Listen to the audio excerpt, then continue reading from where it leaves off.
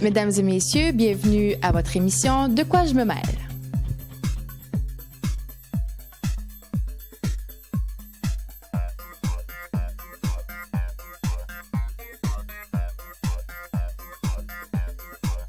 Cette semaine, à l'émission, notre thème va être la musique en général. L'importance de la musique dans notre vie. La musique, quoi, je peux pas en dire plus que la musique. Et pour en parler, quoi de mieux qu'un maître dans l'art de la musique que mon co-animateur Jean-Luc Bugeaud. Bonjour Jean-Luc. Bonjour Maryse. Ça va bien? Ben oui, très bien. Toi-même? Oui, très bien. Jean-Luc, t'es quelqu'un quand même, hein, que dans la musique, ça te fait pas peur, toi? Ben non, ben j'aime la musique, hein. C'est sûr que la musique, c'est une grosse place pour moi dans ma vie, là. Tu parles de quelque chose de grand. À quel âge, Jean-Luc, t'as commencé à jouer de la musique? Jouer de la musique ou m'intéresser à la musique, c'est... Oui, je veux un souvenir d'enfance. Oui, parce que si je te donne un souvenir d'enfance, je te dirais que, à ce que je me souviens, tu sais, chez nous, on est une grande famille, du côté de mon père, du côté de ma mère, donc les parties des fêtes, puis tous les genres de parties qu'on avait, là, j'ai pas besoin de dire qu'on était plusieurs dans la maison. Puis, je te dirais que à l'âge de 4 ans, 4-5 ans que je me souvienne, là, mon dernier souvenir, c'est là. Okay. Les chansons, puis que j'ai commencé à chanter, parce que ça, on l'a, je crois, ou on l'a pas dans le sang, j'imagine, là. Puis, je pense j'avais vraiment ça dans l'idée, là, la chanson, premièrement. Okay. Fait que j'ai commencé à chanter, je pense, j'avais aux alentours de ça, 4-5 ans que je commençais à dire mes premières petites phrases. Puis, tu sais que les influences sont toujours sur les chansons de... on peut dire les chansons de quoi? Ben, les chansons de comme c'est à Québec que je suis allé. Les parents, je pense qu'ils ont bien du fun à montrer ça à leurs enfants. Hein? Oui, puis je pense qu'ils ont du fun après, surtout dans les réunions, de faire chanter pour faire rire le monde un peu. Ça a commencé comme ça, moi. Tu as commencé avec des chansons un peu osées. Un petit peu. Oui, si on peut dire, oui. Jouer de la musique, on a des instruments de musique? Pas vraiment, là. Non. Est-ce que la musique, pour vous, prend une grande place dans votre quotidien? Oui, c'est très important, la musique. J'aime bien ça. Quel genre que vous écoutez? N'importe quel. Il n'y a pas de préférence, mais c'est un peu de tout. Okay. Bon, ben, c'est juste ça. Merci. Oui. Est-ce que tu joues d'un instrument? Non. Non? Non. Quel genre de musique que tu écoutes? Francophone, plutôt. Ça prend une grande place pour toi? Est-ce qu'une journée sans musique, c'est comme une journée sans soleil? Ou... Ah oui, ça me prend de la musique, toujours. Qu'est-ce que vous jouez d'un instrument de musique? Non, je ne joue pas d'instrument de musique. Non, est-ce que vous écoutez de la musique? De temps en temps. De temps en temps? Oui. Et c'est quel genre que vous écoutez? De la musique populaire. Populaire? Oui. Ça prend une grande place dans votre vie ou une journée sans musique, pour vous, ça peu importe? Peu importe. Peu importe. Non. Merci. Est-ce que vous écoutez beaucoup de musique? De temps en temps, oui, souvent. À quelle occasion? Non, pas. La radio joue dans l'auto? Yo, oui. Puis est-ce que vous avez certains groupes favoris ou un style de musique? Pas nécessairement. Non. Je vous remercie. Bonne journée. Merci beaucoup. Est-ce que vous jouez d'un instrument de musique? Du tout. J'ai pas ce malheur-là. Ah, malheur. Est-ce que vous écoutez de la musique? Oui. Quel genre? Michel Sardou, Elvis Presley et quelques autres. Ça prend une grande place dans votre vie, la musique. Est-ce que c'est important? C'est important, oui. C'est une méthode de défoulement. Tu joues un autre instrument de musique? Ben, je m'amuse un peu sur le clavier. Je fais un petit peu de musique à bouche aussi. Mais tu sais, c'est vraiment des choses que j'apprends. Je suis un joueur à l'oreille. Okay. Donc, j'ai comme une facilité avec le rythme de la musique à aller chercher toutes les composantes pour, genre sur le clavier, j'ai une facilité, même si je ne le sais pas, d'aller chercher les notes. Je vais les trouver moi-même. Sur la guitare, j'ai beaucoup appris à l'oreille avec des trucs, c'est sûr, parce que du côté de ma famille, j'ai quand même du monde qui sont musiciens aussi. Mon frère, entre autres, qui a fait de la musique pendant X années. Les trucs qui viennent de là, les amis aux alentours, ainsi de suite. Fait que la musique prend vraiment une place importante pour toi. Ah oui, c'est bien important. J'ai eu ma première guitare à 9 ans. Okay. Ouais, puis en fait, c'est un cadeau que ma mère m'avait acheté à l'âge de 9 ans. Alors qu'elle travaillait très dur à l'usine de crabe dans ce temps-là, je pense à 3 piastres et demi de l'heure. Fait que pense qu'elle avait dû travailler quelques semaines pour me payer ça, là, avec la famille qu'on était chez nous. Mais d'ailleurs, je l'ai encore, tu vois, c'est un souvenir que il y a déjà une trentaine d'années que j'ai ma guitare, là, puis elle est à la maison, dans mon salon. Puis, Pour elle, elle trouvait que c'était important là, que son fils ouais, mais c'est plutôt, s'épanouisse dans la musique. plutôt faire le plaisir de faire plaisir à son enfant. Hein. Mais c'est ça a commencé là, à l'âge de 10 ans. Puis ensuite de ça, j'ai des petites tounes de sous-sol, puis de garage avec les amis, puis une chaudière pour faire un drum, puis un semblant de bass. Puis on s'amusait. Ça a fini que j'ai parti un petit band dans ma région où j'ai fait de la musique à travers les bars à peu près pendant 4-5 mois avec 3-4 de mes chums. Puis toi, ton influence, tu nous as dit que tes parents te faisaient chanter des chansons un petit peu cochonnes. Mais tes influences, c'est quoi que tes parents écoutaient comme musique? Mes parents, dans le temps, c'est plus la musique western, country, toutes ces petites chansons-là. Mais nous autres, ils n'ont jamais eu de l'influence sur nous autres, nous dire tu vas écouter ça, tu vas écouter ça. Ils ont toujours respecté le choix musical qu'on avait, puis je pense que c'est le fun. Tout ce qu'on jouait, ils aimaient ça. Puis si je chantais du western, ils aimaient le western. Si je chantais une tune plus populaire, ils aimaient ça aussi. Fait que Ils voulaient ça de la liberté. oui, la liberté. Parce que la musique, là, c'est une chose où s'il y a bien un beau moyen d'évasion, c'est bien la musique. Hein? Oui. Que tu l'écoutes ou tu peux être dans ta chambre avec un Walkman en train d'écouter, puis tu t'évades à travers de ça. Ou tu joues un instrument, puis t'embarques complètement dedans, puis t'es parti dans ta bulle. Crois-tu vraiment que ça calme l'âme, que c'est... Ah, Seigneur, oui, ça, c'est sûr à 100%. Puis on disait aussi, on suggère en Californie, même pas qu'on suggère, mais ils le font, ils donnent des cours de piano aux enfants en bas de 4 ans. Est-ce que pour toi, vraiment, tu suggérais ça à tout le monde, dire, si tu avais un enfant, toi, est-ce que tu lui montrerais la musique le plus tôt possible? Oui, c'est sûr. Si elle... parce que, comme je t'ai dit tantôt, je pense que tu as un goût pour ça. Puis... en le montrant, moi, je suis sûr qu'avec l'instrument qu'il voudrait, bien sûr, jouer, parce que c'est pas tout le monde qui est apte à jouer du piano mais tout le monde peut avoir un feeling à jouer quelque chose, un instrument quelconque, comme je te disais, musique à bouche ou guitare, ou... tu sais, c'est vraiment, vraiment le fun. La batterie, n'importe quoi. C'est vraiment un moyen de défoulement, je trouve. Puis maintenant, c'est quoi tes influences un peu? Qu'est-ce que tu écoutes un peu comme musique? Ben, moi, j'écoute de tout. J'aime de tout. Tous les genres les genres musicaux, je les aime. Moi, j'apprécie le monde qui...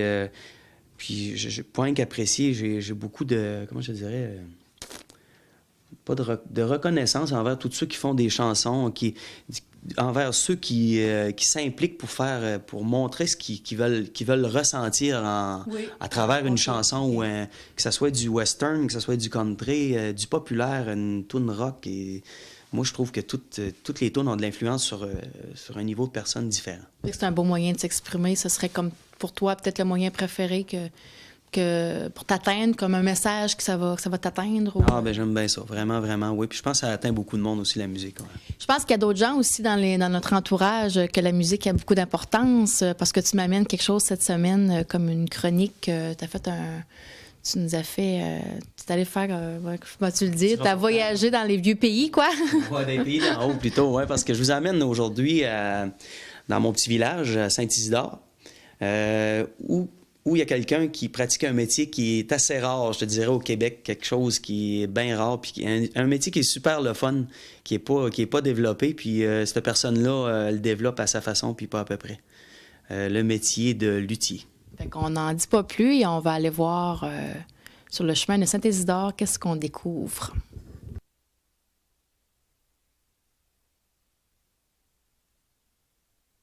Alors, bonjour, mesdames et messieurs. Nous sommes présentement rendus au 148 chemin Saint-Isidore, à destination, bien sûr. Et nous sommes présentement chez Gros Lot Guitare. Gros Lot Guitare, pour ceux qui connaissent pas ça, c'est une nouvelle entreprise qui s'est installée en région.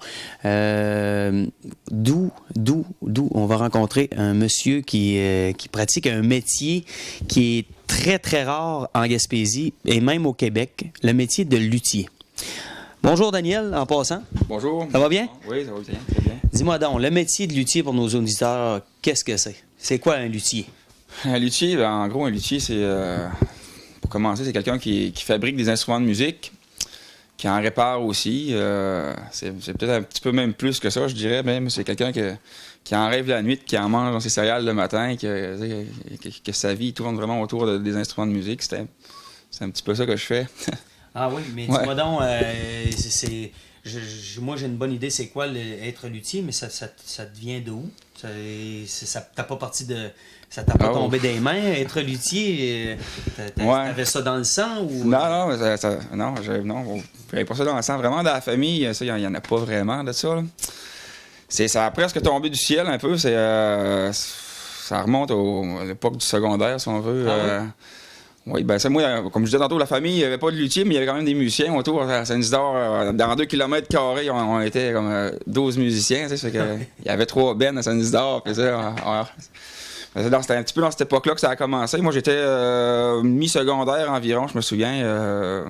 On faisait ce qu'on appelle des jams avec les chums autour. On s'organisait dans le garage chez mes parents, puis on se faisait un party de musique. On invitait du monde avec les amplis, puis les amplis, les guitares, les drums, puis ça venait faire du bruit dans le garage chez mes parents. Les fameux parties de garage. Les parties de garage, oui, c'est un petit peu de là que ça a commencé. Je me souviens qu'un dimanche après-midi, dans un party comme ça, il y avait un gars de Gaspé qui était descendu dans un de nos jams. Il avait arrivé, lui, avec une guitare qui était toute au bois, une guitare électrique comme ça, mais toute au bois, pas vernie, rien, avec rien marqué sur le manche en haut, puis il y avait de quoi être bon, sa guitare sonnait vraiment bien. Il y avait un gros marcheur 100 watts avec ça, qui en donnait en masse, là. Ça avait impressionné. C'était assez impressionnant, surtout parce que ça sonnait pas mal mieux que tout ce que nous autres on avait dans notre gang, puis qu'il y en avait qui mettaient beaucoup d'argent là-dedans, puis qui avait quand même de quoi être bon. Puis il arrive avec sa guitare au bois, pas de nom, puis qui sonne plus que tout ce qu'on avait, qui nous dit que c'est lui qui avait fait ça. Ah ouais? Ben ouais, en tout cas, ça a commencé un petit peu comme ça, tu sais. Il a allumé la flamme. Il a allumé un petit peu la flamme avec ça. C'est que il est parti le soir avec son gréement, puis moi, ça m'avait marqué qu'il avait fait sa guitare électrique, puis que ça jouait mieux que ce qu'on avait. T'sais. Et moi, tout de suite, le lendemain, en polyvalente, c'est l'heure du dîner, c'est ouais, ce matériau 3C, chercher un morceau de bois. Ouais, à 3h, ça a commencé direct là. À 3h, on sortait de l'autobus, dans le garage, puis là, on commence une guitare. Ça a commencé un petit peu comme ça. Genre de Geppetto. Ouais. Avec Pinocchio en train de façonner. Ouais, j'avais fait ça a commencé vraiment comme ça. J'avais 14 ans, à peu près. Puis j'avais fait ma première guitare dans le garage à côté. Puis c'est sûr que ça n'a pas marché du premier coup. C'était un petit peu broche à foin, comme on dit. Le principe était là. Ben, la forme était là, toujours. Le principe n'était pas encore là, mais là, ça ressemblait à une guitare électrique. Non, c'est bon, c'est déjà bon. Ça y ressemblait, ça ne jouait pas pantoute. J'ai redéfait ma guitare, j'ai ramassé mes composantes, là, qu'on voit, j'ai ramassé mon matériel, j'en ai commencé un autre, puis un autre, puis un autre, puis un autre. Après une couple de tentatives, là, j'ai commencé à faire de quoi qui était capable de me donner un accord, tu sais. Ça a commencé à être intéressant, là. Moi, le premier, j'ai commencé à jouer avec mes guitares. J'ai ramassé celle que j'avais achetée. J'avais une petite Fender Stratocaster que j'ai ramassée, puis là, j'ai commencé à jouer avec mes guitares. À jouer, en tout cas, il faut le dire vite, là, mais ça faisait du bruit, puis elle était presque juste, puis à jouer. Hey, moi, j'étais fier en maudit. C'était le départ. Ouais, c'était le départ un peu. Ça, c'était dans l'année qui a suivi, là, le fameux dimanche où j'ai rencontré Sébastien, là. Fait que au courant de l'année, je m'aperçois que c'est dur de faire des guitares, ça marche pas du premier coup. Puis que... il y avait pas, tu m'avais pas parlé de ce gars-là, Sébastien, en fin de compte, il disait que c'était lui qui l'avait fait. Ouais, c'est ça, c'est qu'au courant de l'année, quand je me suis aperçu que c'est dur, ça marche pas tout le temps du premier coup, puis comment ça que lui, il en fait une, puis que c'est la meilleure au monde de même comme ça, tu sais, c'est que... C'était enquête vite fait, on a su que c'était pas lui pantoute qui l'avait fait. OK, c'est une guitare. C'était une guitare que ça avait acheté chez Steve Music à Montréal, qui avait payé le gros prix, puis qu'il avait décapé, il avait enlevé le... Il est allé dans le shop à son père. Il est allé dans la shop, il a pris une sableuse, il a enlevé la peinture, il a ramené ça au bois, il a enlevé la marque sur le manche, puis il nous a compté une pipe avec ça. Oh. Mais moi, il m'a allumé ben raide, ce gars-là, j'aimerais ça le voir aujourd'hui. On a reparlé souvent, on a fait des farces de temps en temps un petit peu avec les chums, tu sais, que ça a commencé avec lui. On l'a jamais revu, j'en ai jamais eu de nouvelles. Ce serait bon de le voir pour lui dire merci. J'aimerais ça à un moment donné le voir, puis il donnait la main, thank you. Mais c'est vraiment de là que ça a commencé, tu sais, sinon... L'étincelle à partir de là. Ouais. Bon, merci Sébastien. En passant, on va dire merci. Je sais pas s'il est encore à Gaspé, je me suis informé un petit peu, là, les derniers temps, il y a personne qui le connaît, comme si ce gars-là, il n'y avait pas de passé, il est apparu cette journée-là, puis il est venu chez nous, puis parce que je me suis informé du monde de Gaspé, s'il connaissait, il y a personne, comme si, je sais pas, Ouais. Il n'y a pas Mais grand monde qui le connaissait. Suite à ça, toi, Mais il m'a allumé. suite à ça, je sais que tu as travaillé en région parce que tu as quand même des diplômes. T'es pas un seulement luthier. T'as des diplômes, tu es allé à l'école. C'est ça, comme je te dis, j'avais 14 ans ce temps-là. Je fais ça pour m'amuser, là, mais j'étais au secondaire. Puis j'ai fait le cheminement quand même régulier. J'étais allé au cégep. Puis j'ai eu des diplômes qui allaient avec. Puis, deux, trois sortes de diplômes, je pense. J'en ai fait quelques-uns. J'aimais ça aller à l'école, moi. Ou que j'aimais pas travailler. Mécanique. Là, j'étais allé à l'école longtemps, j'ai un diplôme, j'ai fait un diplôme collégial en technique d'analyse d'entretien. Analyse d'entretien, oui. J'ai continué à l'école tout de suite avec un autre diplôme en mécanique diesel. Puis je suis allé travailler un petit bout. Là, c'était le petit bout de plate de ma vie. Là, je suis allé sur le marché du travail. J'ai travaillé ça en région. Pour pas faire de jeu de mots, tu as beaucoup de cordes à ton violon. Je commence à en avoir quelques-unes. Ouais. Mais c'est ça, j'ai travaillé un petit bout. C'est le bout un petit peu plate de la vie, ça, c'est le bout où j'ai mis ça de côté un petit peu. Je jouais presque plus de musique. J'étais sur le marché du travail, là, les 40 heures par semaine. Puis je me suis aperçu que... J'ai fait quand même une couple d'années, mais je me suis aperçu que c'était vraiment, vraiment pas ça qui m'allait. Moi, je n'étais vraiment pas dans ce moule-là. T'étais pas fait pour le travail sur semaine? Ben, même si c'est pour le travail sur semaine, s'il y a de quoi, je travaille peut-être plus à mon compte. C'est le dimanche, puis c'est le samedi, mais je vois pas ça comme un travail. Là. Je suis beaucoup plus heureux à faire ça 7 jours par semaine qu'aller sur le marché du travail à faire quelque chose qu'il y a main sale jusqu'à là. Quelque chose que t'aimes, dans le fond.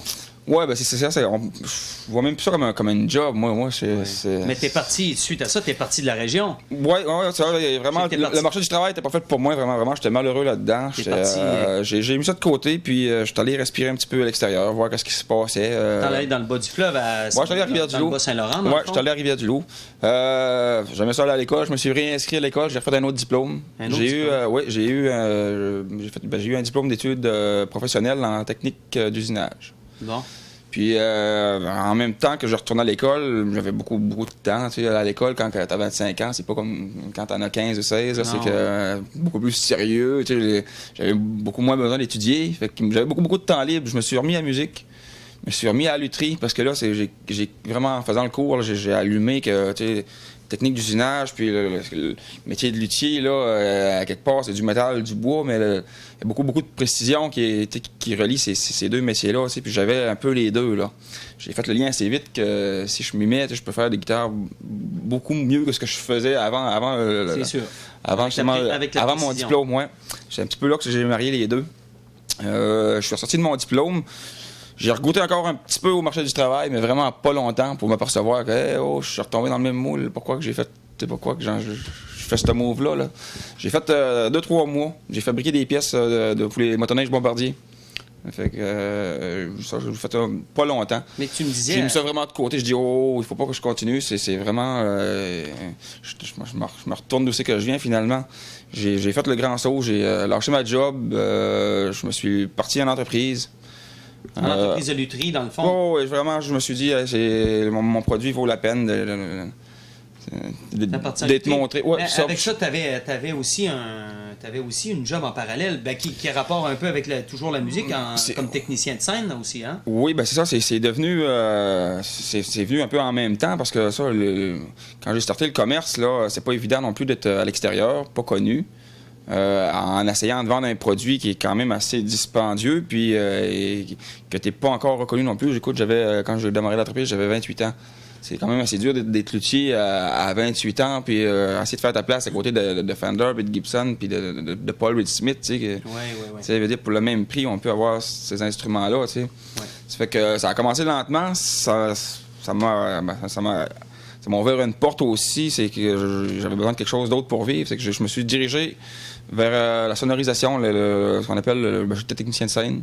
J'ai monté des spectacles à peu près pour la colonie artistique du Québec au complet. C'est ça, donc tu as côtoyé les grands artistes du Québec. J'ai eu la chance de côtoyer pas mal. On parle de d'artistes au Québec. On parle de Richard Séguin, on parle d'Éric Lapointe, Marie-Chantal Toupin, France d'Amour. Aussi, oui. On pourrait toutes les nommer. On peut dire, ouais, ça, j'ai travaillé avec...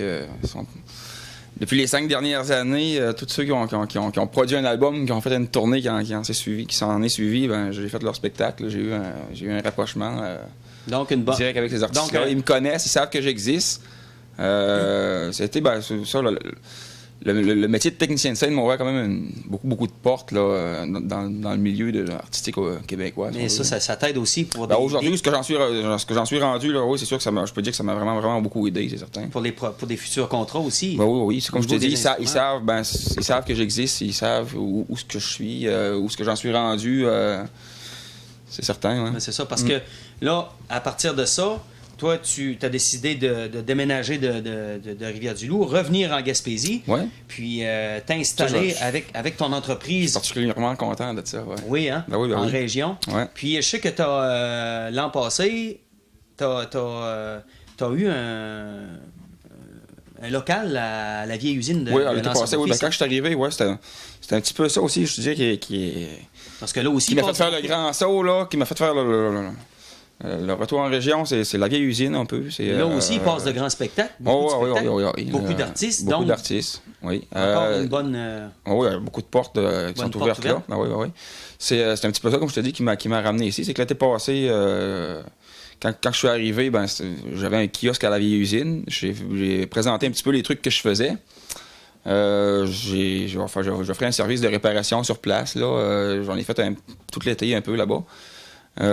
Puis cet été, on tente de refaire un peu la même chose, mais on va être plus près. L'année passée, j'arrivais là, je suis arrivé à l'ouverture un peu de la vieille usine, c'est que je suis allé un peu avec les moyens du bord là.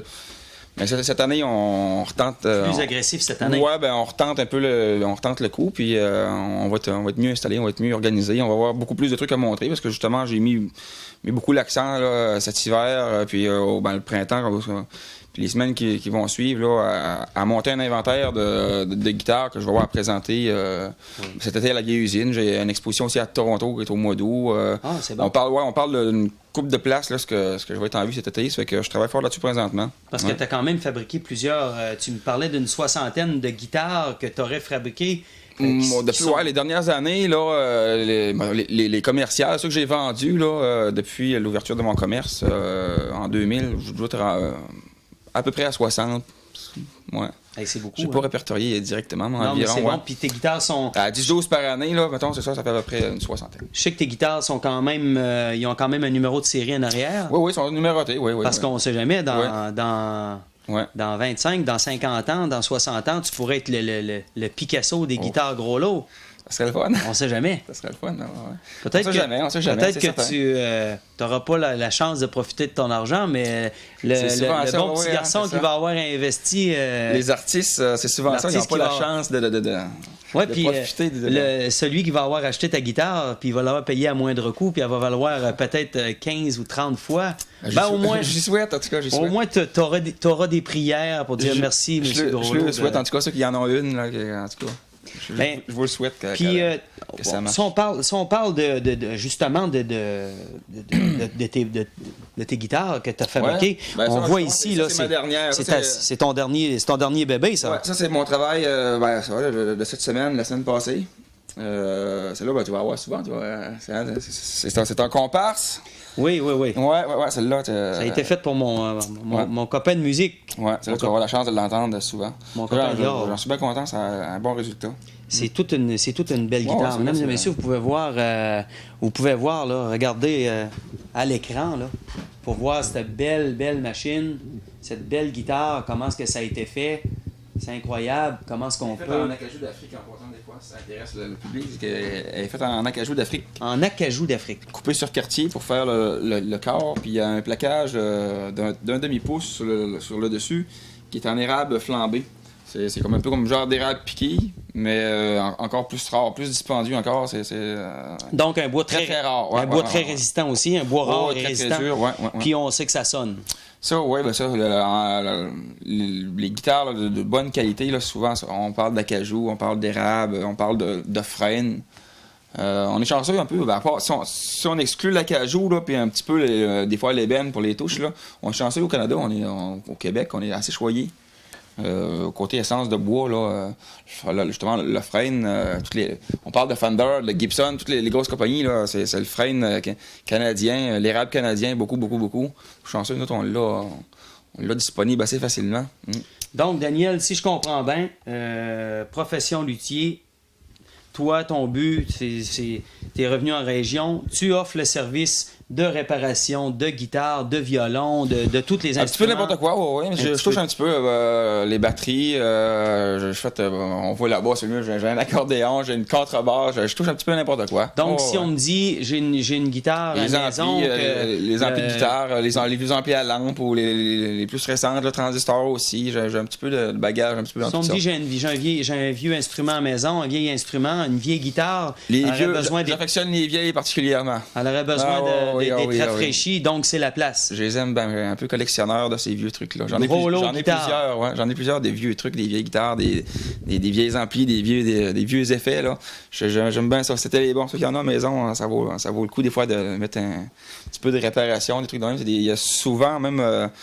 dans certaines marques en particulier, là, si on parle des années 60, 70, c'est des trucs qui valent beaucoup, beaucoup d'argent. On serait surpris des fois de sortir des garde-robes et dire ouais, ça vaut quelques piastres. Daniel, en tout cas, ce que je peux te dire, c'est de te féliciter. Merci beaucoup. Pour ton entreprise, puis je sais que ça va bien aller. On a du talent. Je suis bien confiant, en tout cas. Ouais. Puis un bon mot, je pense, présentement en Gaspésie, de ce côté-là culturel, là, il y a plein d'affaires qui émergent, puis j'étais un peu content, un peu fier d'en faire partie. Là, tant mieux, je suis de ceux-là. Mais autour de moi, je vois un petit peu de 25-35, il y en a plein qui font le move de revenir aussi. Puis on sent qu'il y a du bon qui se prépare, je pense. En tout cas, on va te souhaiter avec ton entreprise. Merci beaucoup. On va te souhaiter le niveau national et peut-être international, qui sait jamais. On pourrait peut-être se revoir. On est prêts, en tout cas.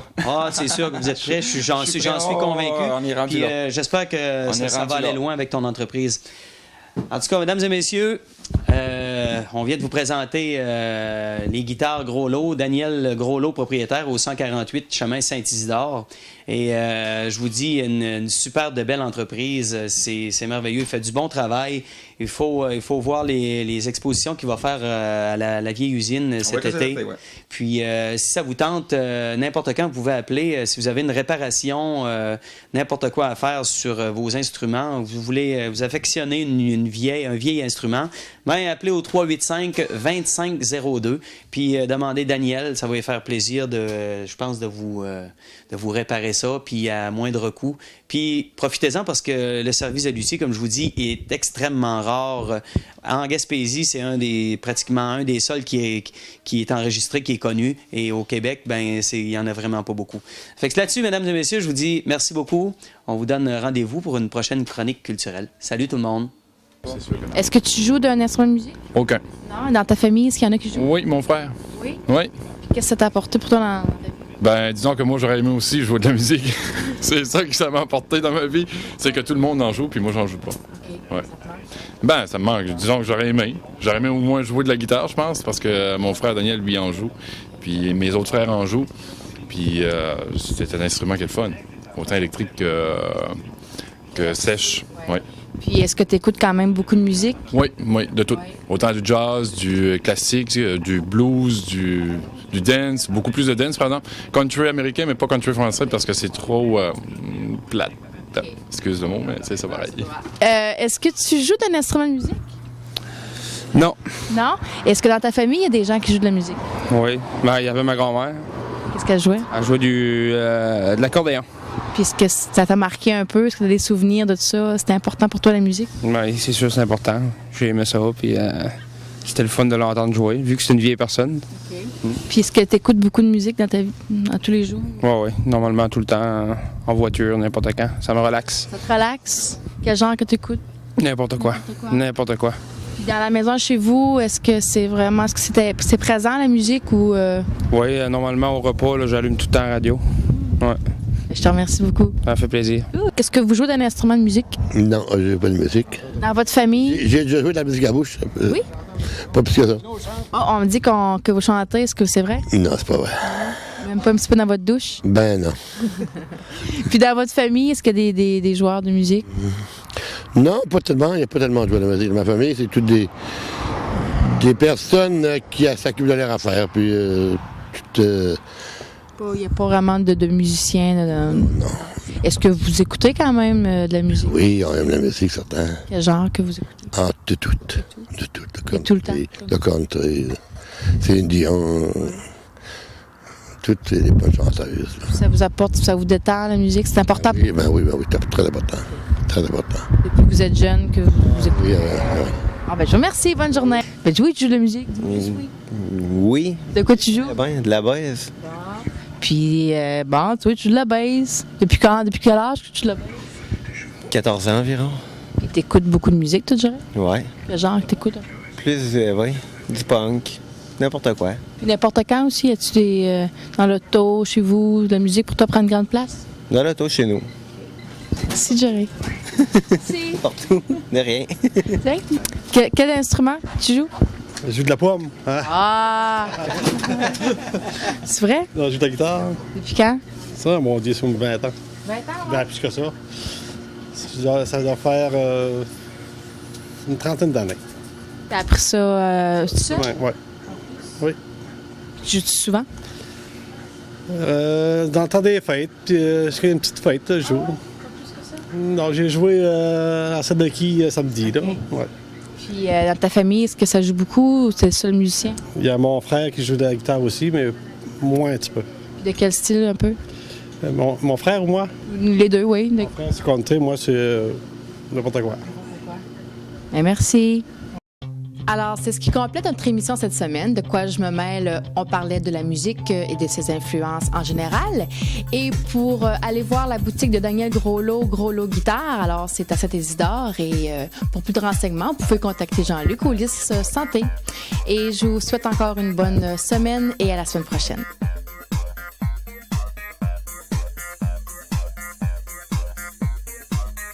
Louis? Non, c'est pas les cartes de bingo. Non? Louis? C'est quoi tu veux savoir là? Je veux savoir si tu joues de la musique. Pas vraiment, non. Oui, tu joues de la guitare, tu me joues des chansons, je le sais.